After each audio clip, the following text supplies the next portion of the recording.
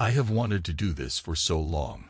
That's the first thought firing through my mind as I stand in the dimly lit entryway of our house. A few feet ahead of me, scattered across the hardwood floor, lie the petals of roses, roses I never sent. Each petal, a soft red fragment, feels like a chunk of my own heart left to wither on display. They must have been intended for her from someone else. The realization hits me the way a gavel might strike in a courtroom, final and undeniable. There's a low rumble outside. The rain has started, and through the open doorway behind me, I sense the patter intensifying, as if nature itself is pounding at the walls of this moment. I'm telling this like I'm sworn under oath, though no judge presides. Yet in my head, I imagine a jury, perhaps men who've stood in this same spot, men who once trusted, men who know how it feels when your world tips on its axis and you stumble into a darkness you never asked for. Let me call this my testimony. Let me speak as though each detail must be laid out with clarity, with no chance to omit or sugarcoat. It began earlier this evening, around the time I wrapped up a lecture in downtown Chicago. I'm a motivational speaker, yes, ironic, I know, and had just finished telling an audience how they should always trust in their own resilience, always keep pushing forward. I even threw in my signature phrase for effect. We can get through anything, so long as we choose to act. If only I knew how hollow that would sound moments later. Normally, I would text my wife, Rebecca, letting her know I'd be home soon. But tonight, I decided to keep silent. Our anniversary is just a few days away, and I'd considered surprising her with an early gift or a spontaneous dinner, so I didn't send the usual message. I simply packed up my notes, left the conference hall, and drove home in a contemplative hush. When I reached our street, I noticed a single light shining from an upstairs window. Rain had started to drizzle, so I dashed to the front door. It wasn't locked. My heart stuttered. Rebecca is usually careful. She's from Pittsburgh, a city with its rough edges, so she double-checks locks out of habit. Yet the handle turned freely. Without much thought, I stepped inside. The roses were the first thing I saw, petals spread over the floor like little flags of betrayal. The house smelled different, like someone else's cologne. I stood there, absorbing the scene, my mind screaming at me to react, to say something, do something. But I couldn't form a single word. My body moved on autopilot. I placed my car keys on the table by the door, right next to a half-empty wine glass, smudged with what looked like fresh lipstick. That wasn't Rebecca's usual shade. She rarely wears such a bold, glossy red. My breath caught in my throat. I heard a sound from upstairs, something like soft footsteps and a sudden hush. I should have marched up immediately, maybe slammed a fist against the wall, demanding answers. Instead, I felt numb. Numbness is a strange thing. It robs you of action, leaves you anchored in place. The second wave of realization came when I recognized voices whispering. I couldn't make out the words at first, only the urgent hush of them. One was most certainly my wife's. The other was deeper, unfamiliar. I closed my eyes. In my mind, I pictured my professional self, the man on stage who guides people through their crisis. I'd been teaching for years about resilience, about controlling your emotions. Now, I couldn't even control the trembling in my hands. If I were truly on a witness stand, I would say, "Your Honor, that was the exact moment my life split into two distinct halves, the life before I understood betrayal, and the life after." Stepping forward, I felt the pedals yield under my shoes. The door to the staircase was ajar, and I saw the faint glow of the hallway light above. Each step up felt heavier than the last.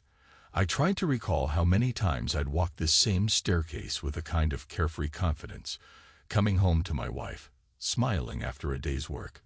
Tonight, every footfall seemed to echo an alarm in my skull.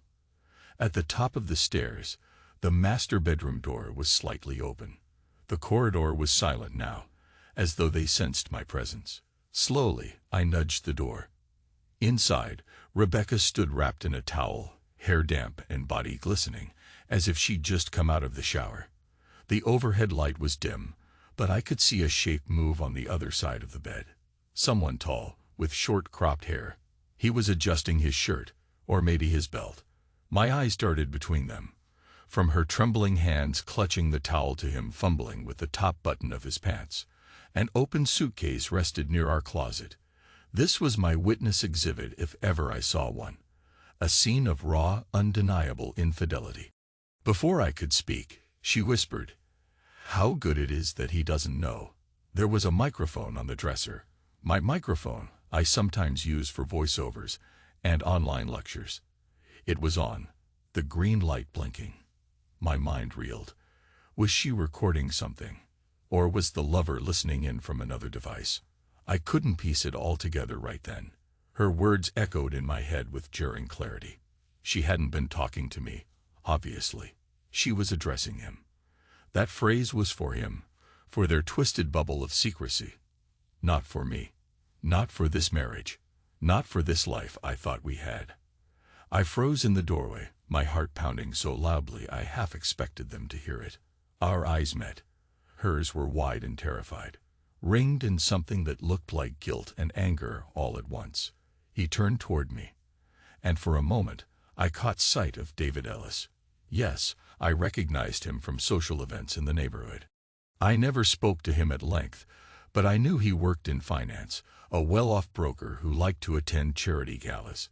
He was the confident type, the kind I'd always found a bit too slick. Time seemed to slow. I should have said something. Accusations, curses, something that would crack the silence. But the words stuck in my throat. I had built a life lecturing others on how to speak their truth and remain calm in crisis. Yet here I was, mute, reeling, undone. My wife just kept staring at me, lips parted as if she might speak. But no words came. I saw her hands trembling around the edge of the towel. The tension was suffocating. In that thick silence, thunder rumbled outside. The rain hammered the windows with renewed ferocity, as if it too demanded an answer. Eventually, David tried to slip past me, muttering something like, "I'll call you." He didn't even meet my eyes as he moved. I should have stopped him. Right. Should have grabbed him by the collar, demanded he face me, demanded an apology, some explanation. But I was so stunned I stepped aside. My mind repeated an absurd line. This isn't real. This can't be real. I heard him hurry down the stairs. A moment later, the front door slammed. Then only the drumming of rain remained. Rebecca pulled the towel tighter, eyes locked on me. She said, "James, please," but her voice trailed off. I waited for more words, an explanation, a denial, anything. She had tears in her eyes, but I couldn't read them as purely remorseful. There was something else there, some mixture of shame and a simmering anger that confused me. Anger at me, for barging in unexpectedly. A long pause swallowed the moment. We both stood like statues, two people forced into a confrontation neither wanted. Finally, I asked, "What is fidelity to you?" My voice came out low, hoarse, like I was speaking in front of a judge. I barely recognized myself. Is it about not getting caught, or is it something else? That question hung in the air. I realized how many times in my seminars I'd asked rhetorical questions about honesty, about core values. This time, it wasn't rhetorical. This time it was my marriage on trial. She didn't answer right away. The only movement was the slight quiver of her lower lip, a droplet of water sliding from her still wet hair down her neck. My gaze followed it, feeling the terrible pang. That's my wife. That's the woman I married. The woman I loved. And now I'm supposed to cross-examine her like a hostile witness. Eventually, she said, "I don't know anymore." Her voice cracked. I thought I did, but she sat down on the edge of the bed, the towel still clasped around her, and buried her face in her palms. I wanted to say 1,000 things, wanted to hurl demands, or at least ask the practical questions. How long? Why? Was it worth it? But none of it left my lips. Something in me refused to give her that satisfaction, Or perhaps I was just paralyzed. I realized I was still wearing my coat, soaked at the shoulders from the rain. My shoes squeaked when I stepped closer. I reached out to the dresser where the microphone was. The green light was still on. I clicked it off. My reflection in the bedroom mirror startled me. I looked so lost, hollow-eyed, like a man who'd just been informed the rest of his life was a sham. I guess it was. Rebecca inhaled unsteadily, dropping her hands. "James, just say something, please." She sounded desperate. "Scream at me. Accuse me. I deserve it." Her eyes locked onto mine, and a wave of anger flared inside me so strong I thought it would erupt. But all I felt was emptiness. I was like a well run dry. "It's not that simple," I said, fighting to steady my voice. "I don't even know what to feel right now." And that was the raw truth. If this were a script in a drama, the man would either lash out violently or break down sobbing. I did neither. I just stood there, quietly suffocating in this new reality. In the distance, thunder boomed, like an external echo of my turmoil. She reached out a hand. "Don't," I muttered, sidestepping her touch. I didn't mean to be cruel, but the idea of her hand on mine, right after what I'd witnessed, felt unbearable. My heart hammered, and my mind flooded with mental images, her body entwined with his, hidden in the dark. The thought alone churned my stomach. "I never wanted to hurt you," she said. "God, James." I cut her off with a quiet command. "Stop talking." I took one more look around the room, noticed the undone bed sheets, the faint trace of an unfamiliar cologne in the air. It was more than I could handle. "I'm going downstairs." And I left, walked out the door, down the hallway, nearly slipping on the last step in my hurry. The scattered petals greeted me again like a silent chorus of condemnation. The living room was dim. Rain hammered against the windows in sheets now. I heard her footsteps behind me, but she didn't follow me all the way down. She lingered at the top of the stairs, maybe too afraid to come closer. I heard her muffled sob, but I couldn't bring myself to look back. Instead, I stared at the open front door. David must have left it that way in his rush. Water was pooling on the threshold. I went over and closed it, then locked it with a forceful twist, thinking how pointless it was to lock something now that had already been invaded. I might have stood there for a minute or an hour. Time felt irrelevant. It was that jarring, empty interval after the truth arrives, but before the ramifications fully land. My body was still in a state of shock, unsure which emotion to latch onto first.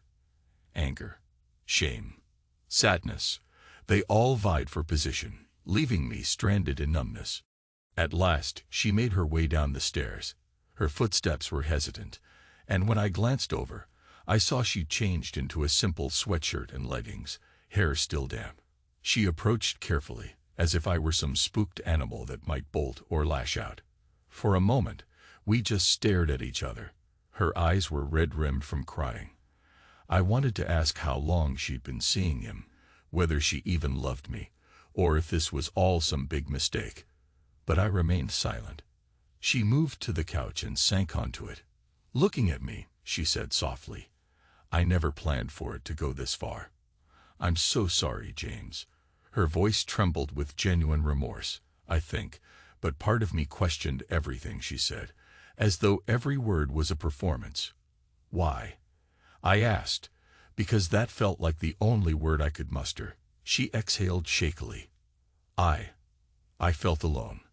Things have been off between us for a while. You're always away, giving lectures, writing, traveling. I started feeling like a bystander in your life. Then David and I got talking at a networking event. He showed interest, he listened to me, and it just happened.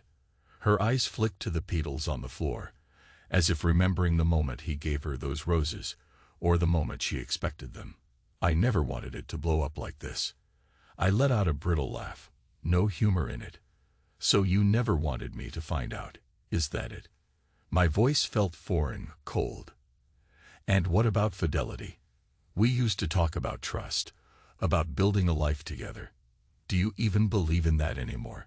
She buried her face in her hands, and I caught a glimpse of her wedding ring. The sight of it made my stomach twist.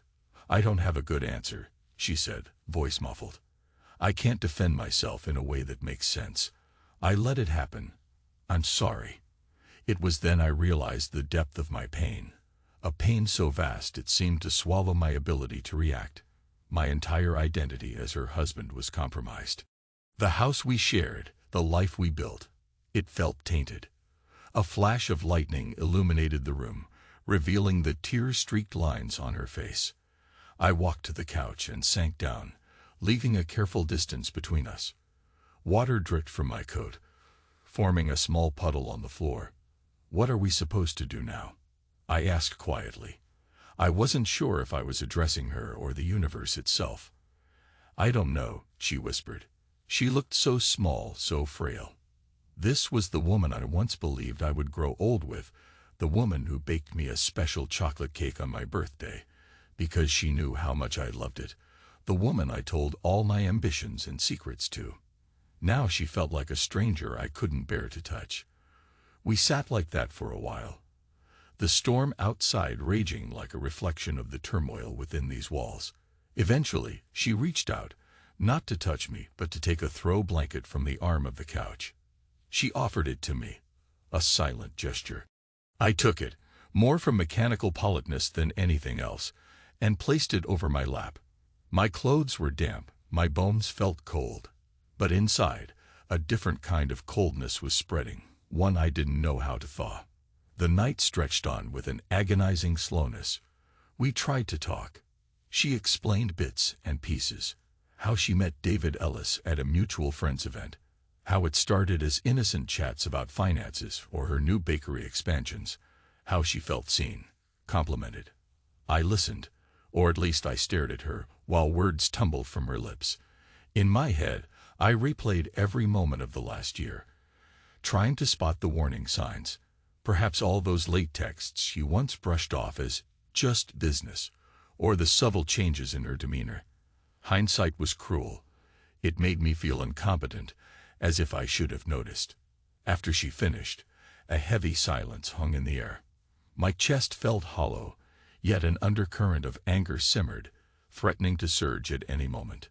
I needed to escape, to clear my mind. The idea of going upstairs and sleeping in the same bed where her betrayal took place was unthinkable. So around midnight, I told her I was going out for a drive. She wanted to protest, but I grabbed my keys and walked out into the rain. It lashed at me, soaks me further, but I barely felt it. My mind was too numb. I got into my car and started the engine. The neighborhood streetlights blurred in the downpour. Part of me considered driving to a motel. Another part wanted to track down David Ellis and have it out with him. But I had no script for violence. My entire life, I championed communication, reason, empathy. And yet, here I was, stranded in a sea of conflicting impulses. I ended up pulling over into a 24-hour diner's parking lot, switching off the engine, just listening to the rain. My phone buzzed a few times, presumably Rebecca texting or calling. I didn't check. Instead, I forced myself to confront the raw truth. My marriage was shattered. I might salvage it or might not, but either way, this feeling of betrayal wouldn't vanish overnight. By the time I got back, dawn was staining the horizon a pale gray. The storm had dwindled to a soft drizzle. I stepped inside to find her dozing on the couch, wrapped in that same blanket. The living room was a mess. Rose petals still scattered near the entrance, a few empty glasses on the table. Outside, the morning bird sang as if oblivious to the tension inside.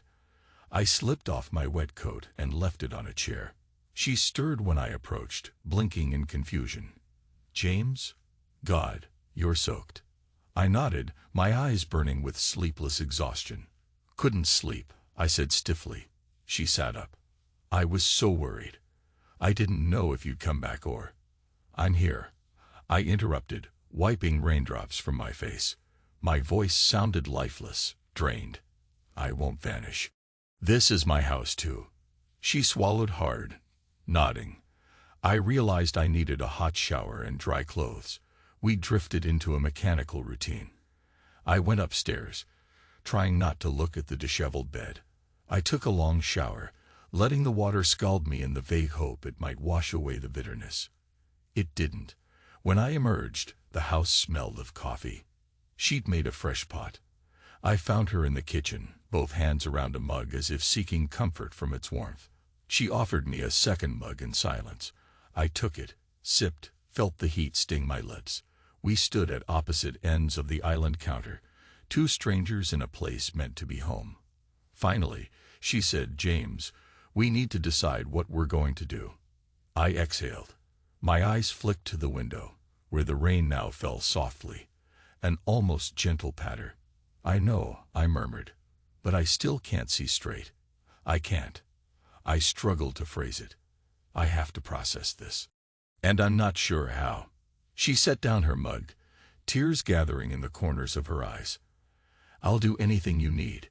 We can try counseling, or whatever it takes." Part of me scoffed internally. "You should have thought of that before sleeping with David Ellis," I almost said, but caught myself. What good would that do? We both knew the blame here. Still, the cynicism was real. Could therapy fix the knowledge that she'd broken what I considered sacred? Could we ever be the same? I stayed quiet. She let out a trembling breath. "James, do you still love me?" I stared at her. I remembered the day I proposed, the day we promised to cherish each other forever. Now the word love felt like a battered relic. Did I still love her? Maybe, but it was a love suffused with heartbreak and rancor. "I don't know," I confessed. "I honestly don't know what I feel." A pause. She swallowed, tears slipping down her cheeks. "That's fair," she whispered. The next days were a suspended limbo. She slept in the guest room. I avoided her. We hardly spoke more than a few sentences at a time. But ironically, I couldn't leave the house entirely. My next scheduled speaking engagement was canceled due to an event reorganization, so I had no excuse to run off on business. We shared the same roof while the unspoken tension turned the air toxic. I would sense her presence in the corridor. She'd sense mine. We'd circle each other like two wounded animals, each unsure whether we were about to collide or retreat. At some point, I rummaged through the drawers in my home office. I found a stack of papers with notes for a future lecture series about overcoming betrayal in relationships. How sickeningly apt. I read them, feeling like a fraud. My own words about forgiveness and understanding stung me like a taunt. "You can't even follow your own advice." I nearly tore the papers in half. Instead, I shoved them back in the drawer, slamming it shut. Rebecca kept busy baking, as if she couldn't stay idle with this weight on her mind. The smell of bread or cookies filled the kitchen each afternoon. It should have been comforting, a sign of normalcy. Instead, it rattled me. How can she bake pastries as if this is just another day, while my entire sense of identity is in tatters? One afternoon, she stopped me in the hallway. "James, can we talk? Please." Her voice was thin, pleading. I didn't want to, but I couldn't avoid her forever. We settled in the living room, on opposite chairs. She folded her hands in her lap. "I've been thinking about what fidelity means. You asked me that. And I guess I let my loneliness drive me. That doesn't excuse what happened, but I need you to know I never wanted to replace you." I stared at my clasped hands, noticing a faint tremor. "I don't know if that makes it better or worse." She inhaled. "This sounds crazy, but I do love you. A part of me always will." But I was hurting. I felt so distanced from you, and David was. He was paying attention, listening. It turned into something physical, something I can't take back. "And I'm sorry." I nodded slowly, though an apology feels like a bandage too small for a gaping wound. "I appreciate the honesty. But you broke something I'm not sure can ever be repaired." Tears welled in her eyes. "I'll accept any consequence. If you want to end this marriage, I won't fight you." She paused, voice shaking. "But if there's any chance, any way we can rebuild." I lifted a hand to stop her. Rebecca, I'm not ready to talk about rebuilding. Right now, I'm angry. I'm numb. I feel humiliated. I feel like the man who's been publicly stripped of dignity in front of everyone. The words tumbled out in a harsh rush. I can't just gloss over that. She nodded, tears falling. I understand. That day ended without a resolution. Just another swirl of emotion in an endless sea. Sometime later, I found myself alone in my office, searching for some sense of direction. I kept remembering her words. How good it is that he doesn't know. The cruelty of that phrase stuck like a thorn in my mind. It reminded me of how the affair thrived in secrecy, how they relished the idea I was in the dark. My anger deepened. I wasn't sure how it would manifest, but I knew I couldn't let it poison me forever. If I've learned one thing in my years of motivational work, it's that letting pain fester can corrode your soul. But what to do with that anger? Lash out physically? Destroy property? That wasn't me. I needed something else. A sense of closure, or maybe a sense of justice. One evening, about a week after I discovered them, I found her phone on the counter. I won't lie. I snooped.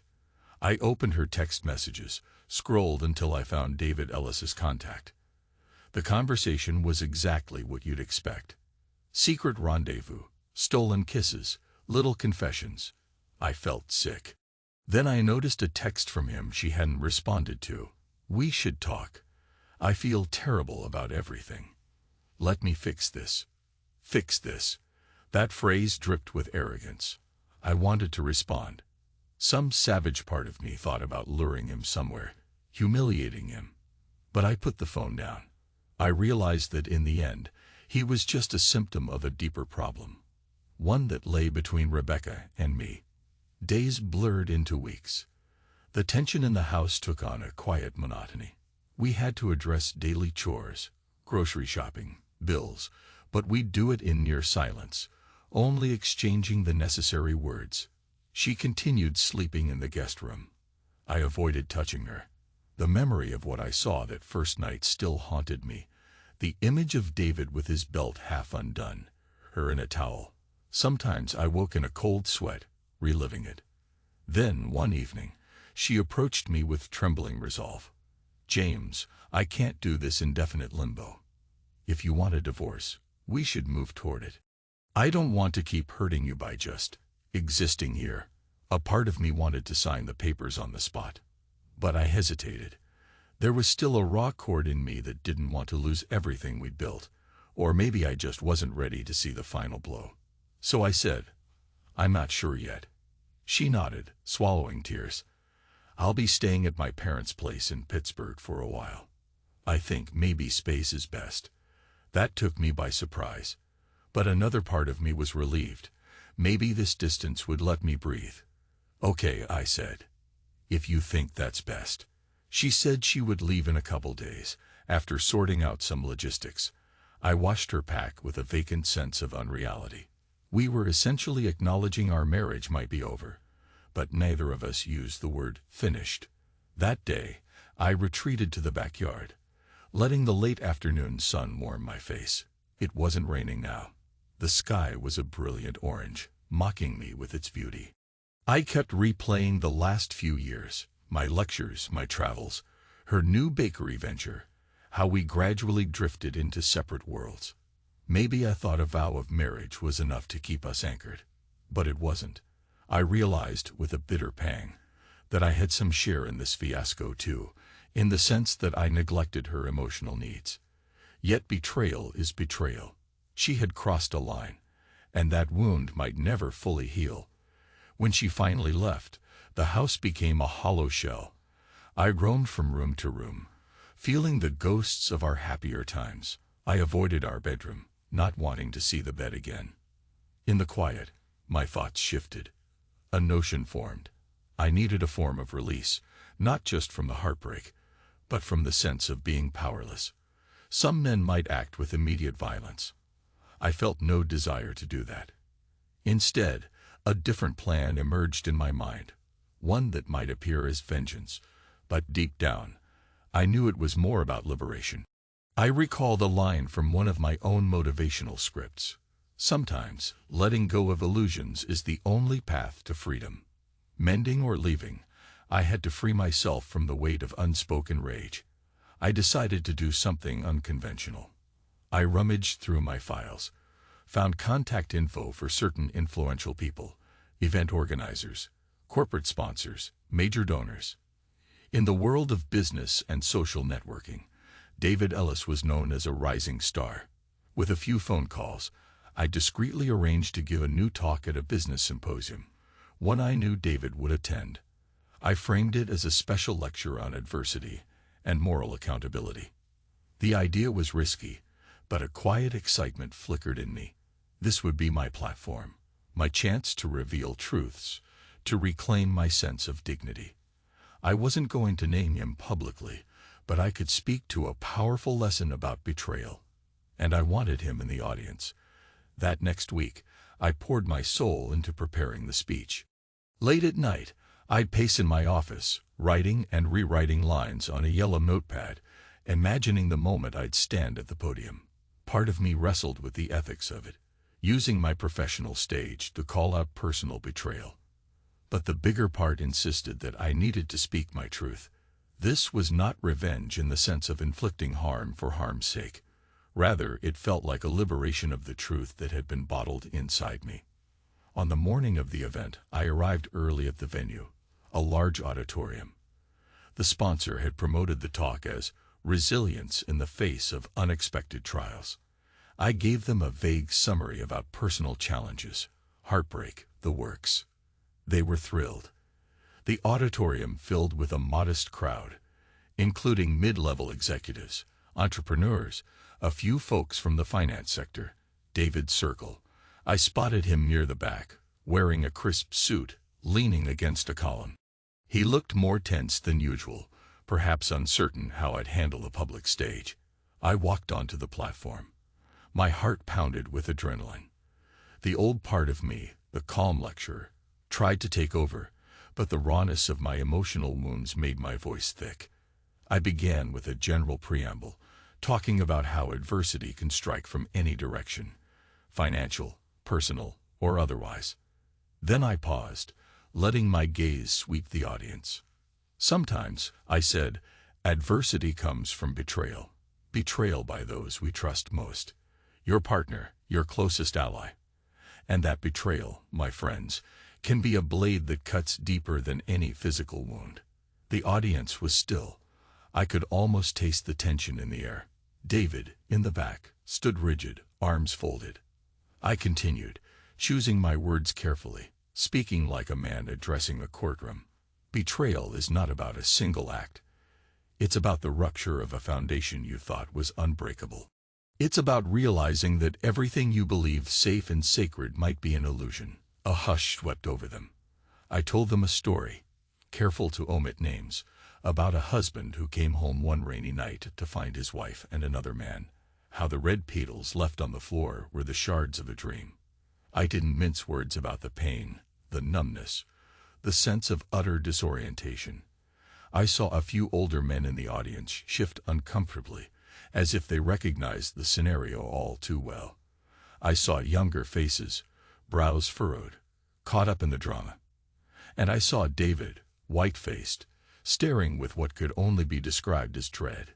People ask, should the betrayed man lash out, seek vengeance, punish the transgressors, or should he internalize that anger, bury it, let it corrode him from within? I paused. Neither is the answer.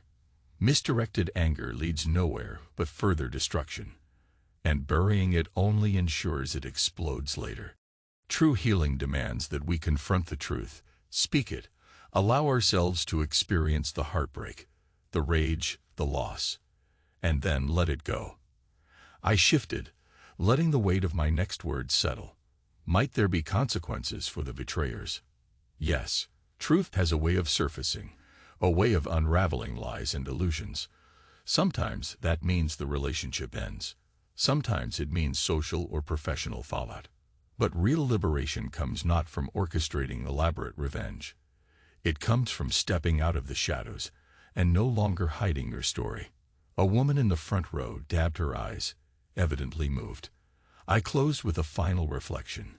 Might we find ways to rebuild trust? Perhaps if both parties are willing to atone. If not, we walk away free to start anew. Mistrust is a prison. Honesty, however brutal, is our key to freedom. The applause that followed wasn't thunderous, but it was sincere. People stood, shook their heads with that look that said they'd been touched. I caught David's eye. He'd lowered his gaze, a scowl twisting his mouth. He looked almost cornered, as if anticipating some personal call-out that never came. I walked off the stage feeling lighter. For the first time since that wretched night, I felt a measure of peace. This was my closure, my statement to the world that I would not let betrayal define me in secret shame. David slipped out before I could approach him. I won't lie. A part of me wanted to see him squirm, maybe corner him in the lobby with a loaded stare, but I realized it didn't matter. I'd said my piece, and that was enough.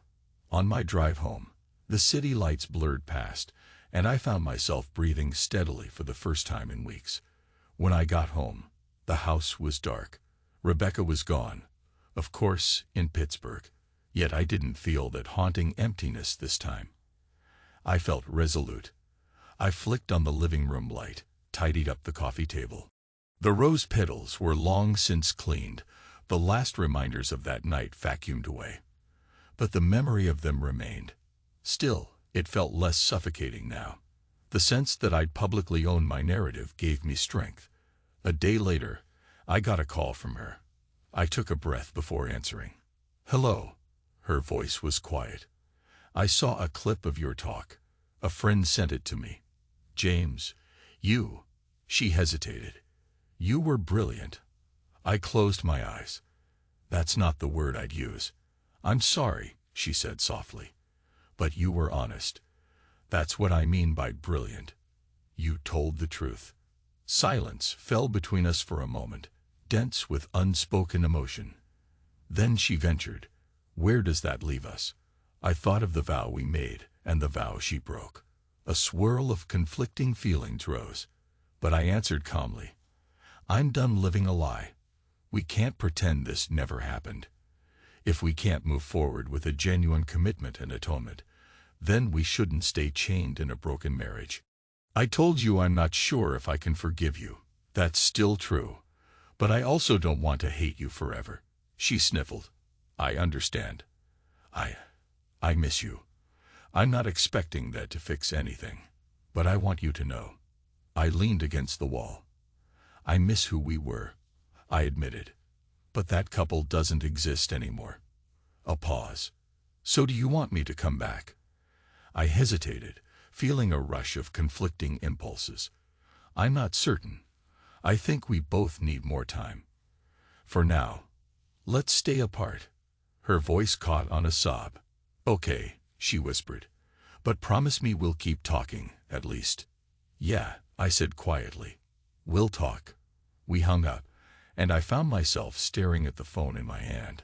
I sensed that the next chapter of my life was beginning, but the shape of it was unclear. Would we attempt counseling? Maybe. Or perhaps we'd finalize a divorce. Yet a strange calm settled in me. I remembered my own words. Mistrust is a prison. If we tried to rebuild, we'd need total honesty. If we parted, we'd do so with dignity, not blind rage. Either way, I was done playing the silent victim. Weeks turned into a month. I shifted back into a semblance of routine. My lectures picked up again, and ironically, demand for my speaking engagements grew. News of my powerful talk on betrayal traveled fast. So I traveled more, meeting new audiences, sharing insights with a raw authenticity I'd never had before. My phone calls with Rebecca became more regular, though cautious. We'd talk about mundane things at first, then sometimes gently graze the deeper topics. She'd cry every so often, confess how lost she felt without me. She'd also mention therapy, how she'd begun seeing a counselor to address her own guilt and loneliness. The day eventually came when she asked if she could return to Chicago to gather some items for her bakery. I agreed to meet her at the house. That morning, I prepared myself, uncertain how I'd feel when I saw her in person again. The memory of her with David was still there, but the raw edge had dulled. When the doorbell rang, my heart pounded. Opening the door, I saw her standing there with a small suitcase in hand. She looked different, perhaps thinner, her face showing the strain of emotional turmoil. Yet there was something else in her eyes. Determination. We exchanged a quiet greeting. I stepped aside to let her in. We sat at the kitchen table. She fiddled with her wedding ring. She still wore it. "I need to know," she said softly. "Are you going to file for divorce?" Her voice was steady, but tears threatened just beneath. I considered my response carefully. "I'm prepared to do that if I feel there's no chance of genuine reconciliation, but I haven't made a final decision." She nodded, looking down. "I get that." I studied her for a moment. "Do you want me to file?" I asked. She shook her head. "No, but I won't force you to stay with me. I betrayed your trust, and I can't undo that. I can only show you who I am now, day by day, and hope you believe it." A quiet settled between us. Then I said, "You told me you started therapy." "Yes," she replied. "And I'm willing to do couples therapy, if you want." A memory flashed. The two of us laughing in that same kitchen once, making dinner together, oblivious to the possibility of heartbreak. My voice was thick as I answered, "I think I'm willing to try that. But only if we're honest, absolutely honest, from here on out." She exhaled, relief evident in her posture. "I promise." For the first time, I felt a flicker of hope. That didn't mean I forgave her entirely, or that we'd seamlessly rebuild. But maybe there was a path, however steep, that we could attempt together. We began the therapy sessions. It was hard, excruciating at times. In those sessions, I learned about the ways she felt neglected, the ways I was absorbed by my career, how David exploited that emotional void. None of it excused the betrayal, but I saw more of the context. Meanwhile, I unburdened my anger, my humiliation. We cried. We yelled. We confronted. During one particularly intense session, I nearly walked out, the pain of hearing explicit details about how their affair began almost too much to bear. But the therapist insisted we keep going, to let those feelings come to the surface, so we could truly face them. Over time, the hardness in my chest eased, replaced by a tentative willingness to see Rebecca as a flawed human who'd made a terrible mistake. She, for her part, worked diligently to show me her remorse wasn't just words. She cut off contact with David, changed her phone number, even asked a friend to handle any financial matters, so she wouldn't have to see him again. Through those sessions, I glimpsed a new dimension of strength in her. She confronted her own failures, her own illusions, in a way I admired. Meanwhile, I kept giving lectures, weaving my personal ordeal into my talks. More men in their 50s came forward after events, shaking my hand with watery eyes, confessing their own experiences of betrayal or heartbreak. In those moments, I realized how universal this pain was, how many of us suffer in silence. Eventually, Rebecca moved back into the house, though it was cautious and slow. At first, she stayed in the guest room. We navigated each day with a fragile courtesy, both of us aware that trust wouldn't be rebuilt overnight. Yet, I sensed real progress. When she'd approach me, there was a raw sincerity in her eyes I hadn't seen before. We also discussed the possibility that no matter how hard we tried, we might be too broken to continue as husband and wife. But we committed to the process. One evening, a gentle rain tapped at the windows. We stood in the living room, listening to the soft drumming. I remembered that first night's downpour, how it seemed so violent, so symbolic of everything that was falling apart. This rain felt different, more soothing. In a moment of bravery, she asked if we could dance. I blinked at her, a bit taken aback, but then I nodded. So we swayed quietly to no music, just the hush of rainfall outside. I felt the warmth of her body, and though I still recalled the image of her with David, I also felt a sense of closeness we'd been missing for a long time before the affair even happened. It was bittersweet, but also liberating. Like we were stepping beyond that night's ruin. For the first time in months, I allowed myself to place my hand on her cheek. She searched my eyes, tears slipping free. I kissed her gently, tasting the salt of her tears. There was a current of longing, a question of whether we could be intimate again. Part of me was still too raw, uncertain. But in that delicate moment, I felt not the burden of vengeance, but the tentative promise of release time, as they say, does its work. The rawness of betrayal eventually settled into a scar, a reminder of what we survived. We continued therapy, forging a new sense of connection, one that demanded ongoing honesty. We argued still, and sometimes the memory of her infidelity flared in my mind like a bruise pressed too hard. But we no longer pretended we lived in a fairy tale. We recognized our marriage as something fragile, requiring daily care. David Ellis faded from our conversations. I heard from colleagues that he'd changed jobs, perhaps to escape the social awkwardness after my talk. Part of me suspected he resented me for indirectly exposing him, but I never sought him out. My real revenge, if you could call it that, was to move on, refusing to remain a silent victim, refusing to let bitterness devour me. One evening, many months after the discovery, Rebecca and I were sitting on the back porch.